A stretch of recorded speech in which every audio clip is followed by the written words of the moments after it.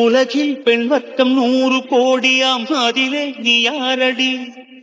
சருகாய் அன்பே நான் காத்திருக்கிறேன், எங்கே உன் காலடி? மணி சரி பார்த்து தினம் வழி பார்த்து இரு விழிகள் தேய்கிறேன்.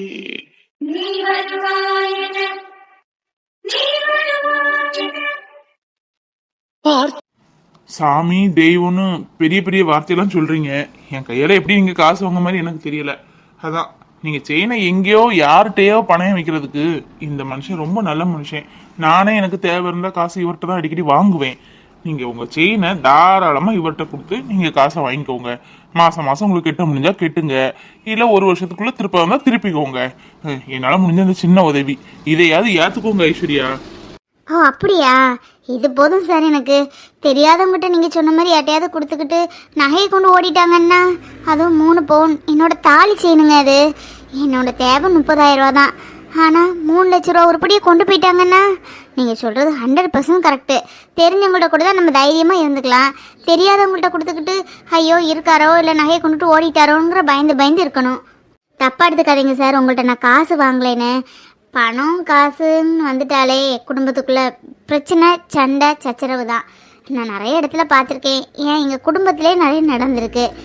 உங்கள்கிட்டையும் காசை வாங்கி வாங்கி நாளைக்கு உங்களுக்கும் எனக்கு எதுவும் பிரச்சனை ஆகிடக்கூடாதே, அதுதான் ஒரு சின்ன பயம். அதுவும் இல்லாமல் உங்கள்கிட்ட வாங்கினா சரி நம்ம சக்தி சார் தானே அப்புறமா கொடுத்துக்கலாம் அப்படிங்கிற மாதிரி இருக்கும். இதே அடுத்த ஆள்கிட்ட வாங்கினா அப்படி இல்லை, நம்ம கொடுத்து தான் ஆகணும், இல்லை நம்ம நகையை கொண்டுட்டு போயிடுவாங்களோ அப்படிங்கிற ஒரு சின்னதாக பயம் இருக்கும்ல. அதுக்கு தான் தப்பாக எடுத்துக்காதீங்க. புரியுதுங்க. நீங்க சொல்ல வர விஷயம் எனக்கு புரியுது. அப்புறம் உங்களுக்கு எப்போ காசு தேவைப்பட்டாலும் இந்த தாத்தாட்ட தாராளமா கேட்டுக்கோங்க. என்ன ஒன்று, ஃபோன் நம்பர்லாம் யாரும் கொடுக்க மாட்டாரு, நேரில் வந்து பேசிக்கிட வேண்டியதுதான். அது ஒண்ணுதான். இவருக்கு நிறைய சொத்து சுகம் இருக்கு. பிள்ளைங்க 7-8 பிள்ளைங்க இருக்காங்க. எல்லாரும் வெளிநாட்டில் செட்டில்டு. தாத்தாவும் பாட்டியும் தான் இங்கே இருக்காங்க. காசு பணத்துக்கு ஒரு குறவு இல்லை.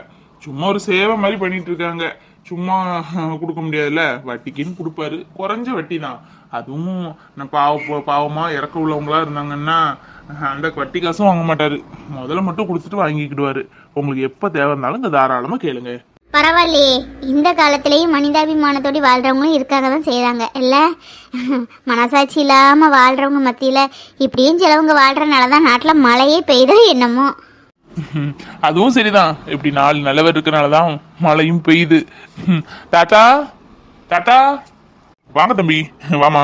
உங்களுக்காக தான் இவ்வளவு நேரம் எதிர்பார்த்துட்டே இருந்தேன். பக்கத்து வீட்டில் ஃபோன் பண்ணி சொல்லியிருந்தீங்களோ, பையன் சொன்னா காசு தேவைப்படுது, அந்த அண்ணன் இப்போ வருமா அர்ஜென்ட் அப்படின்னா அதான் எடுத்து வச்சிருக்கேன். இந்த தம்பி நீ கேட்ட ரூபா 30,000 ரூபா இருக்கு. ஐயோ தாத்தா, காசு எனக்கு இல்ல, இவங்களுக்கு, நமக்கு வேண்டப்பட்டவங்க தான். அவங்க ஏதோ பிசினஸ் ஸ்டார்ட் பண்ண போறாங்க, அதுக்கு காசு ஏதாவது கிடைக்குமான்னு கேட்டாங்க. அதான் எனக்கு உங்களை தான் தெரியும், அதான் கூட்டிட்டு வந்தேன். தாத்தா எனக்கு இப்போதைக்கு 30,000 ரூபா காசு போதும். இது என்னோட தாலி செயின் 3 பவுன் இருக்குது. 30,000 ரூபாய்க்கு 3 பவுன் நகையை கொண்டு வந்திருக்காங்கன்னு நினைக்கிறீங்களா? ஏன்டா இதை விட சின்ன பொருள் எதுவும் இல்லை. நீங்கள் காசை கொடுத்து வாங்கிட்டு போனாலும் மனசு கொடுத்தலாம் இருக்கும்.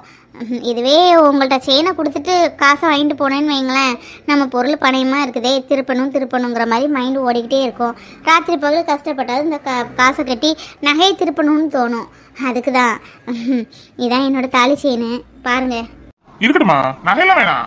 30,000க்கு 3 பவுன் நகை என்னத்துக்கு? வேண்டாம். தம்பி ரொம்ப நல்ல தம்பி, நமக்கு தெரிஞ்ச தம்பி, வேண்டப்பட்டவர். இவர் கையை காமிச்சு யாருக்கு நகை கொடுங்க, பணத்தை கொடுங்கன்னா கூட நான் கண்ணை முடிட்டு கொடுத்துருவேன். அவ்வளவு நம்பிக்கை. இருக்கட்டுமா, இந்தா வச்சுக்க. இல்லைங்க தாத்தா, எனக்கு மனசுக்கு ஒரு மாதிரியா இருக்கும். அந்த செயினை நீங்கள் வாங்கி தான் ஆகணும். நான் கூடிய சீக்கிரமே மீட்டுருவேன். பரவாயில்ல தாத்தா, அவங்க தான் சொல்றாங்கல்ல, வாங்கிக்கோங்க. அப்பதான் அவங்களுக்கும் திருப்பணும்னு மோட்டிவா இருக்கும். வாங்கிக்கோங்க. நம்ம மொனக்கடையில அந்த அவர் சேட்டு இருக்காரு, அவர்கிட்ட கொண்டு கொடுக்க போயிருக்காங்க. அவன் ஆள் முழுங்கி இல்ல, 3 பவுன 1,50,000 ரூபா தாரேன்னு கேட்டிருக்காரு. பணைய வச்சா கூட அந்த தொகை கிடைக்கும், வித்து இவ்வளவு ரூபா வருங்காரு. 916 அது குறைஞ்சது, டச்சு குறைஞ்சது, அப்படி இப்படின்னு சொல்லி கதை கட்டிக்கிட்டு இருக்காரு. நல்ல வேலை நான் அந்த நேரம் போனேன். இல்ல பொம்பளைங்கள்ல எதையாவது சொல்லி ஏமாத்தி செயின் எடுத்து மாத்திடுவான். ஐயோ, அவன் ஆள் வாங்கி வச்ச அவன்கிட்ட நகையை கொண்டுட்டு போனேன். ஊருக்கு புதுசா இருந்தாலும் அக்கம் பக்கத்துல யாராவது இருப்பாங்களா, அவங்க கூட்டிட்டு போக வேண்டியதுமா. இப்படி தங்கம், குழந்தை தங்கம், பூனை தங்கம் அப்படின்னு விலையை குறைச்சு தலையில அடிச்சு விட்டுருவாங்க. கொஞ்ச நாள் பார்த்தா ஆளே காணாது. நம்ம வாங்கின தொகை கம்மியா தான் இருக்கும், ஆனா நம்ம நகையை கொண்டு ஓடிடுவானுங்க. அப்புறமா எங்க போய் தேட சொல்லு. இனிமேல் ஏதாவது விற்கிறதா இருந்தாலும் இங்க வா, சரியா? சரிங்க தாத்தா, ரொம்ப நன்றி. போயிட்டு வரேன். சக்தி சார், போயிட்டு வரேன். அப்பாடா, போயிட்டாங்கல்ல. போயிட்டாங்க. என்ன தம்பி இங்க என்ன நடக்குது? பக்கத்து வீட்டுக்கு ஃபோன் பண்ணி 30,000 ரூபாய் காசு வேணும் ரெடியா வச்சிருக்கீங்க, அதான் எடுத்து வச்சேன். இது யாரு செயின்லாம் கொண்டு கொடுத்துருக்காங்க? நீயும் வாங்கிக்கன்னு சொன்னாலதான் வாங்கினேன், இல்லாட்ட செயின்லாம் வாங்குறது இல்ல. உனக்கே தெரியும் நம்மளை பத்தி. தெரியும் தாத்தா, நீங்க நகையெல்லாம் வாங்க மாட்டீங்கன்னு. நான் சொன்னனாலதான் நீங்க வாங்கினீங்க, கண்ணை காமிச்சனாலதான் வாங்கினீங்கன்னு எனக்கு தெரியும். தாத்தா ரொம்ப நல்ல பொண்ணு, பாவம் ரெட்ட குழந்தைங்க, கை குழந்தையோடு கிடந்து கஷ்டப்பட்டுட்டு இருக்குது. நான் அன்னைக்கு காசு கொடுக்குறேன்னு சொன்னாலும் வேண்டாங்குது. நகையை கொண்டு யார்கிட்டயே கொடுத்தா கொண்டுட்டு போயிட்டா என்ன செய்ய சொல்லுங்க? அதான் எனக்கு தெரிஞ்சவர் வட்டி கொடுப்பாரு, வாங்கன்னு சொல்லி கூட்டிட்டு வந்தேன். அப்புறம் தாத்தா, அந்த பொண்ணு இப்போதைக்கு செயின் திருப்பாது. அப்படி திருப்ப வந்தாலும் என்னம்மா திடீர்னு வந்திருக்க, ஒரு நாளைக்கு சொல்லிட்டு வர வேண்டியது தானே? நாளைக்கு காசை கொண்டுட்டு வா, நான் செயின் தரேன், லாக்கர்ல இருக்கு அப்படின்னு சொல்லுங்க. அந்த பொண்ணு காசு கொண்டு வந்தா எனக்கு ஃபோன் போடுங்க, நகையை கொண்டு உங்கள்கிட்டயே கொடுத்துருக்கேன். நம்மளால ஒரு முடிஞ்ச ஒரு உதவி. உன் நல்ல மனசுக்கு நீ நல்லா இருப்பையா, நல்லா இருப்ப. கஷ்டப்படுற பொண்ணுக்கு உதவி செய்யணும் எனக்கு பெரிய விஷயம். இந்த காலத்துல யாரும் நினைக்க அவன் வயிறு நல்லா போதும்னு நினைக்கிறான். உன் மனசுக்கு நீ எப்பவுமே நல்லா இருப்ப.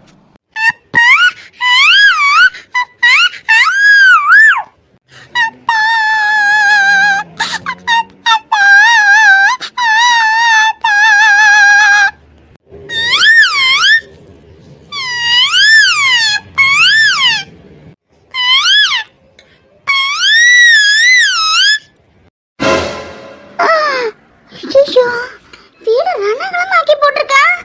ஐயோ, அந்த பையனை என்ன பாடுபடுத்துற போட்டு. சாரா, ஏய் சாரா, ஏய் என்னடி பண்ணி வச்சிருக்க வீட்டை? நலங்கு மாவு பொடி மெனக்கட்டு ஒவ்வொன்றா பார்த்து பார்த்து வாங்கி நிழல்ல காய வச்சு மிக்சியில கொஞ்சம் கொஞ்சமா திரிச்சு வச்சா அவ்வளோ கூட தட்டி வச்சிருக்கா. ஏய் லூசு, உனக்குலாம் ஒரு 2 பொம்மை இருக்குல்ல, அவன் என்ன பொம்மையை புடுங்கிட்டு இருக்க?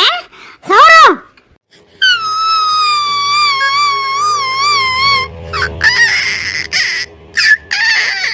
ஏய் கள்ள அழுக அரஞ்சன பாத்துக்க. அவன் என்னடி அழணும், நீ எதுக்கு அழுதுட்டு இருக்க? இவ்வளவு நேரம் அவனை என்ன பாடுபடுத்திட்டு இருந்த?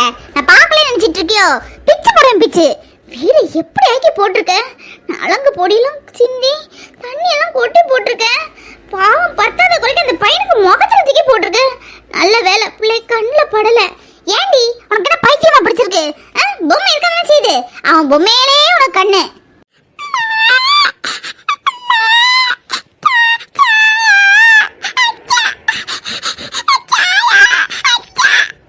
ஐயோ பாவம், ஏண்டி எதுக்கு இப்படி உனக்கு உடம்பு பட்டி வச்சிருக்க? இவ்வளவு அழகா சொல்லு சாரா வச்சுட்டான்னு.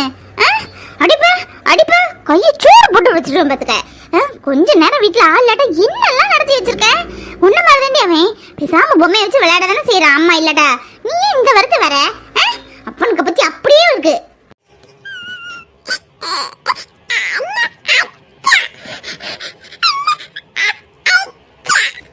போய் பேசுன சின்ன குழந்தைன்னு பாக்குறேன். அவன் எப்படி அடிப்பான்? பொம்மையை கட்டி பிடிச்சிட்டு உட்காந்துருக்கான். நான் தான் பார்த்தனே. அவன் தலையில அந்த நலுங்கு பொடியை தூக்கி போடுறது என்ன, பொம்மையை தூக்கி போடுறது என்ன? அண்ணாடி அவன் இவ்வளவு அன்பா இருக்கான். நீ இவ்வளவு நேரம் அடிச்சிருக்க, அவன் அடிக்க தெரியாமையா? அவன் பாட்டு உட்காந்துருக்கான்ல. இன்னும் அவனை தொட்டு பாத்துக்க என்ன செய்வேன்னு எனக்கே தெரியாது. உன்னையெல்லாம் வச்சுக்கிட்டு நான் எப்படி கடை தொடக்க போறேன்னு எனக்கே தெரியலையே. ஐயோ, ஹோட்டல்லாம் சும்மாவா? தோசை கிடைக்கணும், பாத்திரம் கழுவணும், சட்னி பண்ணணும், பந்தங்களை கவனிக்கணும், எவ்வளோ விஷயம் இருக்கு. ஒன்றை வச்சுக்கிட்டு நான் என்ன பண்ண போறேன் எனக்கே தெரியல. கடவுளே, எனக்கு மட்டும் எதுக்கு இந்த சோதனையா கொடுக்குற? இந்த பிள்ளைங்களை நான் பார்ப்பனா, வீட்டை பார்ப்பனா, இல்லை கடன் எடுத்துவேனா, காசு பார்ப்பனா, எவ்வளவோ இருக்கே. எனக்கு இப்படி ஒரு நிலைமை வரணும். ஏய் அழாதடி. நான் என்ன பண்ண போறேன் எனக்கே தெரியல. கடன் மேல கடனை வாங்கி போட்டிருக்கேன். என்ன செய்யனே புரியல. கையில நடத்தி பெரிய ஆஹா ஓஹோன்னு வந்துடலாம்னு நினைச்சேன்.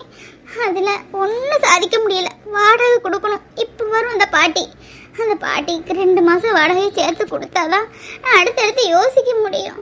நகையை திருப்பவா, இல்லை சக்தி சார் காசை கொடுக்கவா, வீட்டை பார்க்கவா, இன்னும் ஸ்கூலு அது இதுன்னு என்னெல்லாம் பண்ணன்னு எனக்கே புரியல. கடவுளே, அடுத்த ஜென்மம் எனக்கு ஒன்று தந்துடாத தயவு செஞ்சு. என்னால் முடியல, போராட முடியல. என்னம்மா என்ன? இல்லை சரண்குட்டி, நான் திட்டலம்மா உங்க 2 பேரையும். என் நிலைமை நினைச்சு பரிதவிச்சிட்டு இருக்கேன். பாரு, சொல்லி அழ கூட நாதி இல்லாம அனாதையா உட்காந்துருக்கேன்ல. உங்களை பார்த்துக்க யாராவது ஒரு ஆள் இருந்தால் கூட ஏதாவது வேலைக்காவது நான் போயிடுவேன். யாரும் இல்லை, நான் எப்படி உங்களை விட்டுட்டு போகிறதுக்கு? அதான் கடை தொடங்கலான்னு பார்த்தா எனக்கு என்ன பண்ண போகிறேனே தெரியலப்பா. மனசு ரொம்ப பாரமாக இருக்கு. போக போக நாள் போக போக.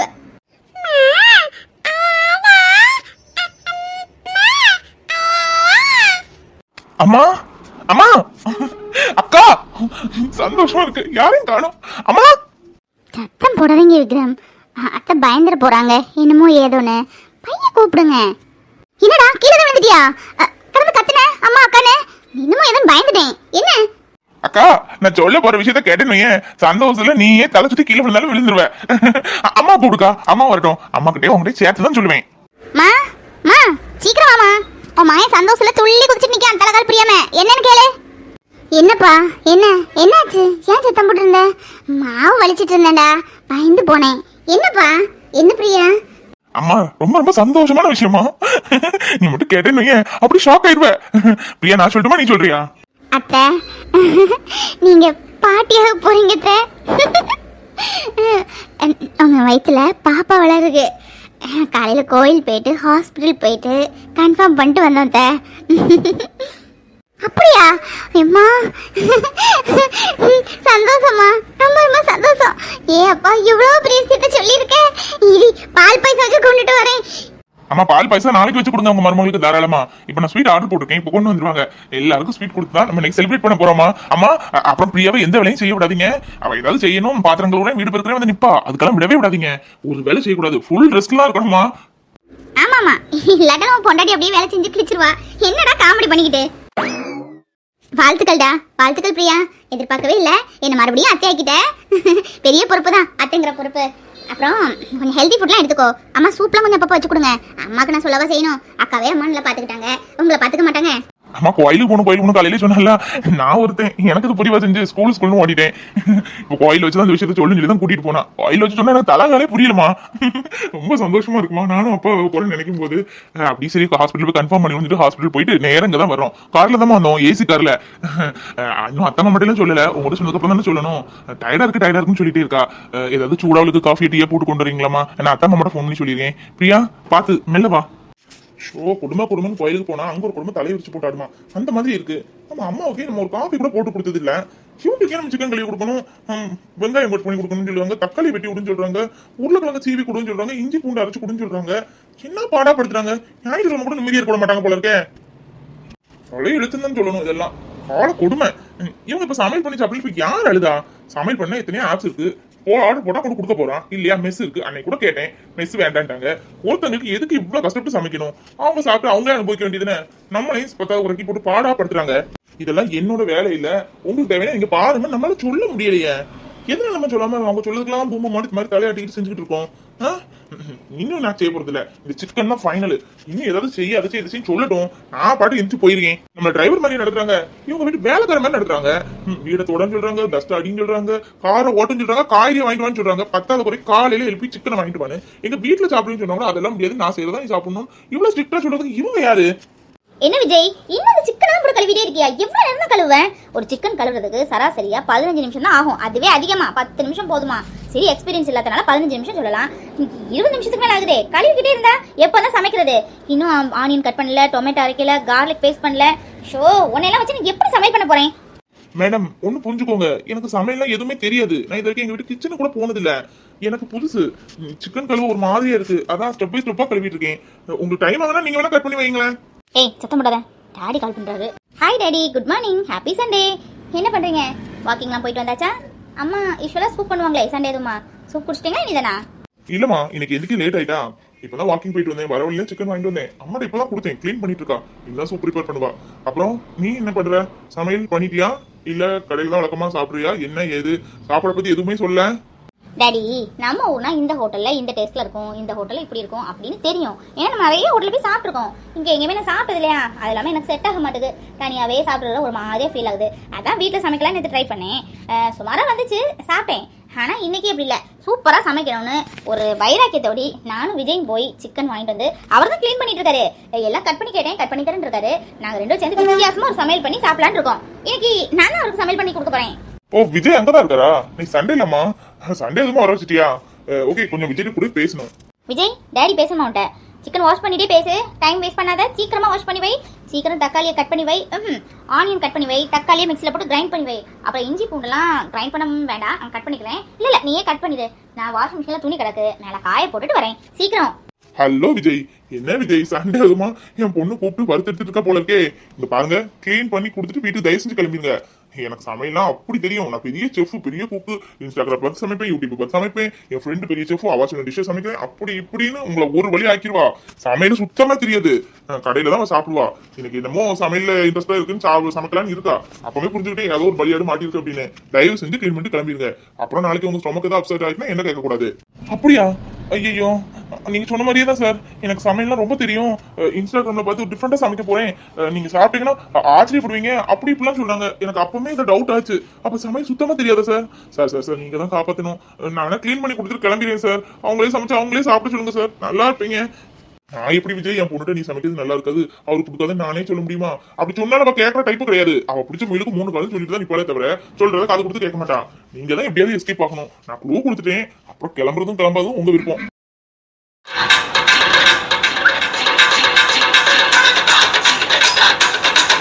இன்னும் பேசியிருக்காரு, பெத்த பொண்ணுட்டே 2 வார்த்தை தான் பேசுவாரு. ஓன்ட்டு என்ன காமிக்கிற பேச்சு கூட போனாங்க என்னன்னு கேட்கட்டும். ஹலோ டேடி, தயவு செஞ்சு கால் பண்ணாதீங்க, டிஸ்டர்ப் பண்ணாதீங்க. நானும் விஜயும் சூப்பராக சமையல் பண்ணலான்னு பிளான் போட்டு வச்சிருக்கோம். நான் சமைச்சு சாப்பிட்டு போகணும்னு அவர் இருக்காரு. அவரை எதையாவது சொல்லி மூட மாற்றி விட்டுறாதீங்க. நீங்கள் இப்போதைக்கு எந்த காலும் பண்ணக்கூடாது. அப்புறமா பண்ணுங்க, வைக்கிறேன். Bye bye bye bye. Madam, chicken கழுவிட்டேன். ஃபுல் கிரில் தானே பண்ண போறீங்க? கத்தி வச்சு நிறைய இடத்துல கீறி விட்டுருக்கேன் மேடம். நீங்க பார்த்து மசாலா தடவுங்க. எனக்கு வயிறு நல்ல வலியா இருக்கு மேடம். ப்ளீஸ், வயிறு வலினால நானும் சாப்பிடக்கூடாதுன்னு சொல்லுவாங்கல்ல, நீங்களே சமையல் பண்ணி சாப்பிடுங்க மேடம். நான் வீட்டுக்கு போறேன், வயிறு நல்லா வலிக்குது. வயிறு வலிக்குதா? இவ்வளவு நேரம் வலி இல்ல? டேடிட்டு பேசும்போது கூட நல்லா பேசிட்டு இருந்தீங்க, திடீர்னு வயிறு வலி? அது ஒண்ணு இல்ல, காலையிலே நான் கூப்பிட்டேன்னு அவசரமா ஓடி வந்துருப்பீங்க, சாப்பிட்டுருக்க மாட்டீங்க, அதான் வயிறு வலி. ஒன்னும் கவலைப்படாதீங்க. ஸ்பெஷலா கறி தோசை பண்ணி வச்சிருக்கேன். காலையில் நான் எல்லாம் பண்ணிட்டேன், 2 தான் சாப்பிட முடிஞ்சு, 2 அப்படியே ஹாட் பேக்ல இருக்கு. இதான் கொண்டு வரேன், சாப்பிடுங்க, பறந்து போகும். நீங்க அங்க போய் உட்காருங்க, பால்கனில உட்காருங்க. 5 நிமிஷம் சமைச்சு இப்ப கொண்டு வரேன். வித்தியாசமான ஒரு டிஷ். கறி தோசை சாப்பிட்றீங்களா? இல்ல வேண்டாம், கறி தோசைலாம் சாப்பிட்டா வயிறு ஃபுல் ஆயிரும். அப்புறம் நான் சமைச்சு யார் சாப்பிட்றதுக்கு? கொஞ்சம் பொறுத்துக்கோங்க. ஜூஸ் ஃப்ரிட்ஜில் இருக்கு, ஒரு கப் எடுத்து குடிச்சிட்டு பால்கனில உட்காந்துருங்க. இப்போ 5 நிமிஷத்துல சமையல் பண்ணி ரெடி பண்ணி கொண்டு வந்திருக்கேன். ஷோ, விடமாட்டா போல இருக்கேன். இப்ப யார் இதுக்கு சமையல் பண்ணி கேட்டா? சமையல் பண்ணி கேட்ட மாரி அங்க போய் வெயிட் பண்ணி சமையல் பண்ணி கொண்டு வரேன்னு தேவையில்லை தானே சொல்றேன். இதே சமையல் பண்ணி இதே சாப்பிட்டு தொலைய வேண்டியதானே. அவர் சொல்லுறத பார்த்தா இதுக்கு உண்மை தெரியாது போல இருக்கு. நம்ம இன்னைக்கு வசமா வச்சு செய்யணும்னு வர வச்சுட்டு என்னமோ மனசுல வச்சிருக்குன்னு நினைக்கேன்.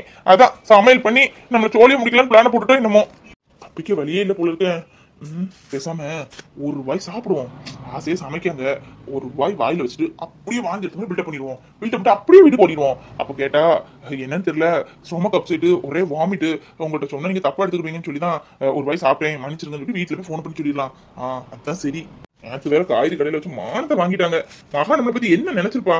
இவன் நம்மள ஒருத்தி மிரட்டுறான், ஆனா இவனை மிரட்டுறதுக்கும் ஒருத்தி இருக்கான்னு நினைச்சு கிண்டல் பண்ணி சிரிச்சுக்க மாட்டான். ஷோ, எல்லாம் கால கொடுமை. இவங்க சீக்கிரம் போயிடணும். யாரு நினைக்காங்களோ இல்லையோ, கடவுள்கிட்ட இவங்களுக்கு இதுக்கு வேண்டியது கும்பிடணும். சீக்கிரம் இந்த ஊரோட்டு போயிடணும் அப்படின்னு. வித்தியாசமா சமைச்சாச்சு. நீங்க கூட நினைக்கலாம், இப்ப தான் நம்ம வந்து அது கடையில் சமைச்சிட்டாலே. இதுதான் இந்த ஸ்னேகாவோட டேலண்டே. மேகி மாரி 10 நிமிஷத்துல சமையல முடிச்சிருவேன். ஆனா எல்லாரும் இவளுக்கு சமைக்க தெரியாதுன்னு நினைப்பாங்க. சாப்பிட்டு பார்த்தா தானே தெரியும் எனக்கு சமைக்க தெரியுமா சமைக்க தெரியாதானே. வித்தியாசமான டிஷ், இது வரைக்கும் யாருமே செஞ்சிருக்க மாட்டாங்க. இதுக்கு கூட நான் பேர் வச்சிட்டேன். என்ன தெரியுமா? Schezwan chicken mutton biryani. என்னது, ஷெஸ்வான் சிக்கன் மட்டன் பிரியாணியா? என்னங்க, ஷெஸ்வான் ஃப்ரைட் ரைஸ் தானே சொல்லுவாங்க. பிரியாணி தனி டிஷ்ஷு, ஷெஸ்வான் ஃப்ரைட் ரைஸ் தனி டிஷ்ஷு, ரெண்டையும் சேர்த்துட்டீங்க. ஓகே சரி, அது இருந்துட்டு போட்டோம். சிக்கன் வேற ஏரியா, மட்டன் வேற ஏரியா. நீங்க சிக்கன் மட்டன் பிரியாணின்னு சொல்றீங்க, எனக்கு ஒன்றும் புரியலைங்க. பாத்தீங்களா, உங்களுக்கே குழம்புது பாத்தீங்களா? அதான் ஸ்னேகா சமையல் சொல்றது. சாதாரணமா கடையில ஷெஸ்வான் ஃப்ரைட் ரைஸ் சாப்பிட்டுருப்பீங்க, சிக்கன் பிரியாணி சாப்பிட்டுருப்பீங்க, மட்டன் பிரியாணி சாப்பிட்டுருப்பீங்க. ஆனா அந்த 3 டிஷ்ஷும் சேர்ந்து ஒரே டிஷ்ஷா சாப்பிட்டுருக்கீங்களா? சாப்பிட்டது இல்ல. அதான் இது, சாப்பிட்டு பாருங்க, அள்ளும். அதாவது மேல் layer mutton, centre layer schezwan fried rice, அடியில் ஒரு லேயர் இருக்கு பாத்தீங்களா, அதுதான் சிக்கன் தம் பிரியாணி. அப்படி கேக் கட் பண்ண மாதிரி கட் பண்ணி அப்படியே ஒரு லேயர் சாப்பிட்டு பாருங்க, எப்படி இருக்குன்னு. ஷோ, கடவுளே, நல்ல மாட்டிட்டோம் போல இருக்கேன். உண்மையிலே இதுக்கு சமைக்க தெரியல. இதுல பெருமை வேற. ஷெஸ்வான் ஃப்ரைட் ரைஸ் சும்மாவே சாப்பிட முடியாது, காரம் சாப்பிட்டா கண்ணுல காலெல்லாம் தண்ணி ஊத்தும். அதை ஒரு லேயரா சிக்கன் மட்டனையும் சேர்த்து எந்த கேனுக்கு இருக்கிறது போடுவாளா? வயிற்றுக்கு செட்டே ஆகாது. இந்த பாரு விஜய், பேசாம எந்திரிச்சு கிளம்பி ஓடிடு. அதான் உனக்கு நல்லது, உன் வயிற்றுக்கும் நல்லது. இவ பேச்ச கேட்டு சாப்பிட்ட அப்புறம் நீ அட்மிட் தான், சிஹெச் தான், பாத்துக்கோ.